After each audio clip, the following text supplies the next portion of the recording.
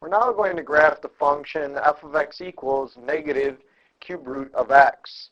What you should notice here is that the basic function is the cube root of x, or y equals the cube root of x.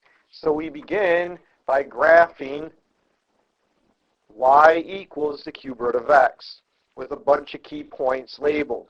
For example, 0, 0 is on the graph. The cube root of 1/8 is 1/2, so 1/8 comma 1/2 is on the graph.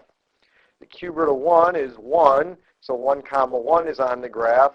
And if we extended this, the cube root of 8 is 2, so 8 comma 2 is on the graph. What we're going to do now is use this graph to obtain the graph of f of x equals negative 1, essentially, times the cube root of x. Here, we're taking the function y equals the cube root of x and multiplying it by negative 1.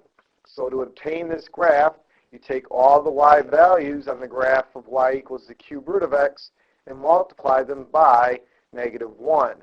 Essentially what this does is causes the graph to reflect about the x-axis. The result that you obtain is shown here. So you can see that on the graph of y equals the cube root of x, we had the point 1 comma 1.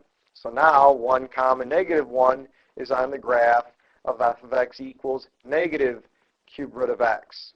Or 8 comma 2 is on the graph of y equals the cube root of x. So 8 comma negative 2 is on the graph of f of x equals negative cube root of x.